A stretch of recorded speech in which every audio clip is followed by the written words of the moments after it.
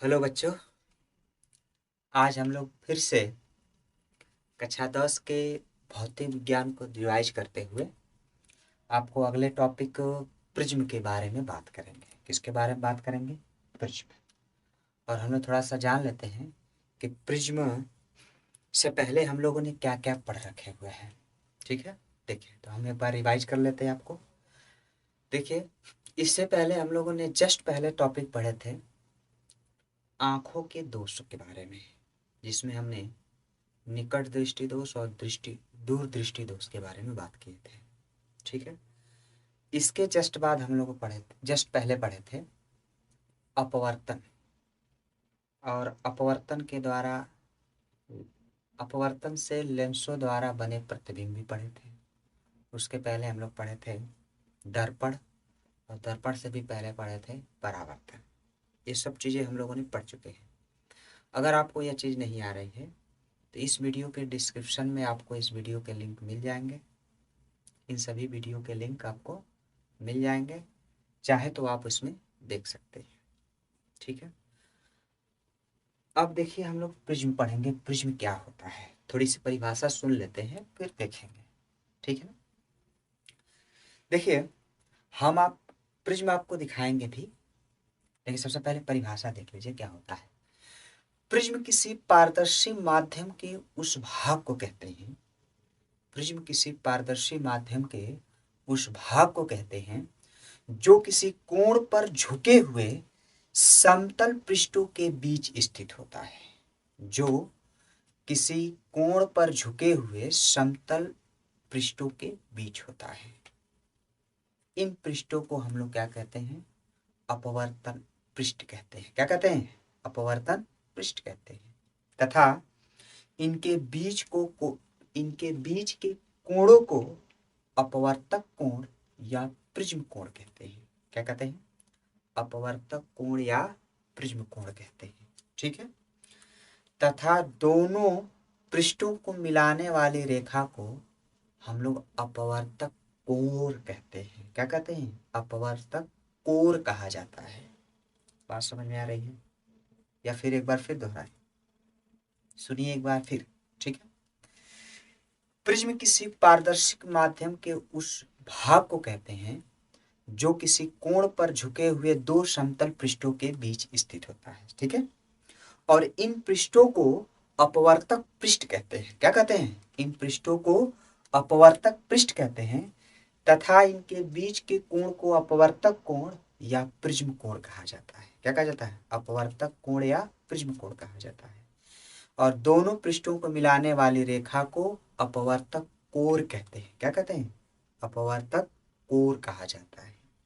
ठीक है, ये रहा प्रिज्म। अब प्रिज्म से थोड़ा सा हम लोग प्रकाश का अपवर्तन देख लेते हैं। अगर आपको प्रिज्म देखना है तो आप देखिए, इस चित्र में आपको प्रिज्म दिखेगा। ठीक है, ये रहा आपका प्रिज्म। अब देखिए थोड़ा सा हम लोग बना कर दिखाते हैं बोर्ड पे कैसे। देखो क्या होता है कि यह दो समतल पृष्ठों द्वारा घिरा हुआ कुछ भाग ऐसे होता है। ठीक है, इस तरह से ये घिरा हुआ एक पृष्ठ यह हो गया, एक पृष्ठ हो गया। इसको अगर इधर से किरणें जा रही है तो इसको हम लोग अपवर्तक पृष्ठ कहते हैं, और इधर से निकल रही है तो इसको अपवर्तन पृष्ठ कहते हैं। ठीक है, अगर इधर से जा रही है तो इसको अपवर्तक पृष्ठ कहते हैं, सॉरी इसको आपतक पृष्ठ बोलते हैं और इसको अपवर्तक पृष्ठ बोला जाता है। ठीक है, हालांकि दोनों तरफ से आपके अपवर्तक पृष्ठ के काम करते हैं। समझ में आ रही बात? देखिए, इन दोनों पृष्ठों के जो झुके हुए भाग है इसको हम लोग अपवर्तक कोण कहा जाता है, सॉरी इसको प्रिज्म कोण कहा जाता है। क्या कहा जाता है? प्रिज्म कोण या अपवर्तक कोण कहा जाता है। ठीक है, इसको प्रायः ए से दिखाते हैं। किससे दिखाते हैं? ए से। ठीक है, अब देखिए इसमें क्या होता है कि जब प्रकाश किरणें मान लो इधर से जा रही है, इसको जानी चाहिए सीधी। इसको कैसे जानी चाहिए? सीधी, कुछ ऐसे देखिए, सीधी ऐसे जानी चाहिए। लाल रंग की है वैसे जानी चाहिए, लेकिन वैसे जाती नहीं है। ये क्या होती है कि इस पृष्ठ से अपवर्तित होकर इस पृष्ठ के समांतर हो जाती है। इस पृष्ठ के क्या हो जाती है? समांतर हो जाती है। अब यहां से भी इसको सीधे निकल जाना चाहिए। देखिए यहां से भी इसको सीधे निकल जाना चाहिए, लेकिन सीधे नहीं जाती है। अब इस पृष्ठ से अपवर्तित होकर यह कुछ इस दिशा में चली जाती है। किस दिशा में चली जाती है? इस दिशा में। ऐसा लगता है कि यह किरण जो है इधर से आ रही है। यह रेखा, यह जो किरण है क्या आ रही है? इधर से आ रही है। और यह दोनों किरणें एक दूसरे को जहां पर काटती है ना, और जो कोण बनता है, इस कोण को हम लोग कहते हैं विचलन कोण या अल्पतम विचलन कोण कहा जाता है। इसको किससे दिखाते हैं?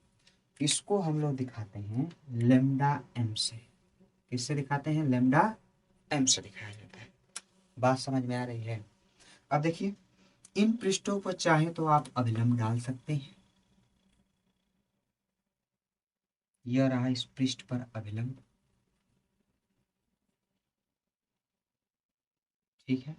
और इस भाग पर भी अभिलंब आप डाल सकते हैं कुछ ऐसे, ठीक है। यह रहा आपका अभिलंब।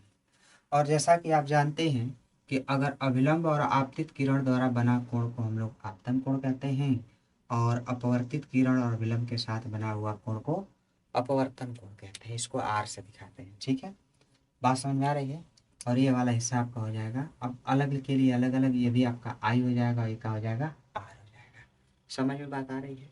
कोई दिक्कत नहीं? उम्मीद है कि समझ रहे हैं, ठीक है। थोड़ा देखते हैं। अब इस प्रिज्म कोण और अल्पतम विचलन कोण और प्रिज्म के अपवर्तनांक में एक संबंध होता है। प्रिज्म के अपवर्तनांक में क्या होता है? एक संबंध होता है। इन सभी बातों को आप नाम लिख लिख कर डिनोट कर सकते हैं। आपको लिखने की जरूरत पड़ेगी तो लिख सकते हैं। जैसे मान लीजिए आप इसको ए दिखा दीजिए, इसको बी दिखा दीजिए, इसको सी, इसको डी, इसको ई, सॉरी इसकी जरूरत है नहीं आपको। इसको ई कर लीजिए, इसको एफ कर लीजिए, इसको जी कर लीजिए, इसको एच कर लीजिए। ये आपका तो ए है ही। अब मान लो इसका जो प्रिज्म है इसके कोरों का नाम दे देते हैं पी क्यू आर। आप ऐसे नाम दे सकते हैं। यहाँ पर मिल रही है, जो मिल रही है तो इसका नाम आप मान लीजिए कि ओ रख देते हैं, कुछ भी रख सकते हैं आप। ऐसे इसको लिख सकते हैं जब लिखने की जरूरत पड़ेगी। सर्वप्रथम क्या होती है कि आपतित किरण ए बी आपतन पृष्ठ पर पड़ती है तो अपवर्तित होकर वो क्या होती है कि क्यू आर के समांतर प्रिज्म के अंदर हो जाती है। अपवर्तित होकर ये बी सी रेखा क्या होती है, फिर अपवर्तित होकर सी डी रेखा से बाहर निकल जाती है। ऐसे आप लिख सकते हैं, ठीक है। कोई दिक्कत? अगर बात आपको समझ में आ रही है तो लिखने में कोई प्रॉब्लम नहीं होगी। अब हम लोग थोड़ा सा देखेंगे कि इस प्रिज्म कोण और अल्पतम विचलन कोण और इस प्रिज्म के अपवर्तनांक में संबंध क्या होता है। तो वो संबंध होता है, देखिए वह आपका संबंध होता है n बराबर sine a plus lambda m by 2 बटा के साइन a बाई 2। क्या होती है? n बराबर sine a plus lambda m by 2 sine a by 2। समझ में आता है? यह होता है आपका प्रिज्म का अपवर्तनांक, प्रिज्म कोण और उसके अल्पतम विचलन कोण में संबंध। हालांकि कक्षा 10 में इसको डेरिवेट करने के लिए नहीं आपको आएगा, थोड़ा बहुत सवाल आएगा, आप इस पर लगा सकते हैं। अगर कक्षा 12 रहता तो इसको आपको डेरिवेट करना होता, लेकिन यहाँ पर ऐसी कोई बात नहीं है। कोई दिक्कत? अब हम लोग देखेंगे कि प्रिज्म द्वारा वर्ण विक्षेपण कैसे होता है। सबसे पहले जानते हैं कि किस तरह से होता है। जैसा कि जब कोई प्रकाश किरण प्रिज्म से होकर गुजरती है तो वह अपने मार्ग से विचलित होकर प्रिज्म के आधार की ओर झुक जाती है। हम लोग ये चीज जानते हैं, ठीक है। यदि यह किरण सूर्य के श्वेत प्रकाश की हो तो झुकने के साथ साथ विभिन्न रंगों के किरणों के में विभाजित हो जाती है। विभिन्न रंगों के किरणों में क्या होती है? वह विभाजित हो जाती है, ठीक है। तो इस प्रकार से उत्पन्न विभिन्न रंगों के समूह को हम लोग वर्णक्रम या स्पेक्ट्रम कहते हैं। क्या कहते हैं? वर्णक्रम या स्पेक्ट्रम कहते हैं, ठीक है। इसकी हम लोग एकजुट में परिभाषा दे सकते हैं। कैसे? वर्ण विक्षेपण क्या होता है कि श्वेत प्रकाश के अपने अवयव रंगों में विभक्त होने की जो प्रक्रिया होती है उसी को वर्ण विक्षेपण कहते हैं। क्या कहते हैं? वर्ण विक्षेपण कहते हैं। समझ में बात आ रही है? अब देखिए कैसे होता है, हम लोग थोड़ा सा प्रिज्म से समझने की कोशिश करेंगे। ठीक है, देखिए जैसे मान लेते हैं कि ये हमारा एक प्रिज्म है। ये क्या है? एक प्रिज्म है। ठीक है, अब इधर से क्या हो रही है कि हम लोग किसी किसी भी एक छिद्र, एक छोटे से किरण दे रहे हैं, एक एक सिंगल किरण दे रहे हैं। ठीक है, वो आप साधन कैसे बना सकते हो? साधन मान लीजिए इधर से एक किरण आ रही है। ठीक है, तो ये क्या होती है कि वर्ण विक्षेपित होकर यहाँ से क्या होती है, इसको सीधे जाना चाहिए लेकिन ये सीधे नहीं जाती है। यहाँ से यह अलग अलग रंगों में पहले ऐसे ऐसे ऐसे ऐसे ऐसे 1 2 3 4 5, एक और कर लीजिए 6, फिर एक और कर लीजिए 7। यहाँ से क्या होती है कि अलग अलग रंगों में ऐसे,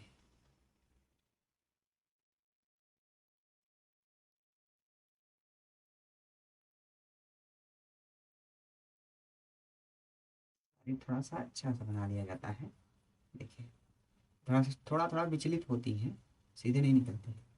ये थोड़ा सा विचलित हुई, ये थोड़ा सा हुई, ये थोड़ा सा हुई, ये थोड़ा सा हुई, ये थोड़ा सा, यह और यह इस तरह से। ठीक है, ये अपने 7 मूल रंगों में क्या होती है, विभक्त हो जाती है। इन 7 मूल रंगों को हम लोग याद रख सकते हैं। कैसे? जैसा कि हम लोग जानते हैं कि अंग्रेजी के अक्षर विवग्योर से याद रखते हैं। किससे याद करते हैं? विवग्योर, कुछ ऐसे। ठीक है, विवग्योर। ठीक है, इस अंग्रेजी मतलब कि आर का मतलब होता है लाल, red, orange, yellow, green, blue, indigo और वायलेट। फिर जामुनी, जामुनी, फिर उसके बाद सब पीला, फिर ग्रीन, ग्रीन का मतलब हरा, फिर येलो मतलब पीला, फिर ऑरेंज मतलब नारंगी, फिर उसके बाद से आखिरी में लाल। क्या? आखिरी में लाल। तो इस तरह से भी याद रख सकते हैं। बैजनी पीनाला, ऐसे भी हम लोग याद रख सकते हैं। ये 7 रंगों में क्या होता है, विभाग होता है। ठीक, इसी को हम लोग एक स्पेक्ट्रम कहते हैं, या अंग्रेजी हिंदी में इसको वर्ण क्रम या वर्ण विक्षेपण कहा जाता है। ठीक है, अब देखिए यह ऐसा क्यों होता है? ऐसा क्यों होता है? ऐसा इसलिए होता है क्योंकि श्वेत प्रकाश में 7 रंग होते हैं। इन 7 रंगों का अपना अपना तरंग दैर्ध्य होता है। कितना होता है? अपना अपना अलग अलग तरंग दैर्ध्य होता है। जैसे लाल रंग का तरंग दैर्ध्य जो होता है 7800 एंगस्ट्रॉम से 6400 एंगस्ट्रॉम के बीच होता है। ठीक है, लाल रंग का कितने तक होता है? 7800 एंगस्ट्रॉम से लेकर 6400 एंगस्ट्रॉम के बीच होता है। ठीक है, उसी तरह से नारंगी रंग का जो होता है वह 6400 एंगस्ट्रॉम से लेकर 6000 एंगस्ट्रॉम के बीच होता है। कितना होता है? 6400 एंगस्ट्रॉम से लेकर 6000 एंगस्ट्रॉम के बीच होता है। कितना? 6400 एंगस्ट्रॉम से लेकर 6000 एंगस्ट्रॉम के बीच होता है। ठीक है, ठीक उसी तरह से पीले रंग का भी सबका अलग अलग होता है। 6000 एंगस्ट्रॉम से लेकर 5700 एंगस्ट्रॉम के बीच पीले रंग का होता है। कितने से? 6000 एंगस्ट्रॉम से लेकर 5700 एंगस्ट्रॉम के बीच होता है। ठीक है, और उसी तरह सबका हरा का भी होता है 5700 एंगस्ट्रॉम से लेकर 5000 एंगस्ट्रॉम के बीच होता है। नीले रंग का होता है 5000 एंगस्ट्रॉम से लेकर 4600 एंगस्ट्रॉम के बीच होता है। जामुनी रंग का होता है 4600 एंगस्ट्रॉम से लेकर 4300 एंगस्ट्रॉम के बीच होता है। तथा बैगनी रंग का सबसे कम होता है 4300 एंगस्ट्रॉम से लेकर 4000 एंगस्ट्रॉम के बीच। कितना? 4300 एंगस्ट्रॉम से लेकर 4000 एंगस्ट्रॉम के बीच होता है। ठीक है, अब बात यह होती है कि जिसका ज्यादा तरंग दैर्ध्य होता है वह अपने मार्ग से कम विचलित होती है। और जिसका जितना ही कम तरंग दैर्घ्य होता है वो अपने मार्ग से ज़्यादा विचलित होती है। ठीक है, जैसे लाल का सबसे ज़्यादा तरंग दैर्घ्य होता है तो इसलिए वो अपने मार्ग से कम विचलित होती है। यही कारण होता है कि हम लोग लाल रंगों को दूर से भी दिखाई देता है, और लाल रंगों से दूर से दिखाई देने की वजह से हम लोग इसका प्रयोग खतरे के चिन्ह में करते हैं। किसके में करते हैं? खतरे के चिन्ह में करते हैं। समझ में बात आ रही है? कोई दिक्कत? ठीक है, अब हम लोग थोड़ा सा देख लेते हैं इसी में इंद्रधनुष। इंद्रधनुष क्या होती है? देखिए, हम लोग जानते हैं कि इंद्रधनुष वर्षा के पश्चात आकाश में जल के सूक्ष्म कणों में दिखाई देने वाला प्राकृतिक स्पेक्ट्रम या वर्णक्रम होता है। यह वायुमंडल में उपस्थित जल की सूक्ष्म बूंदों, किससे?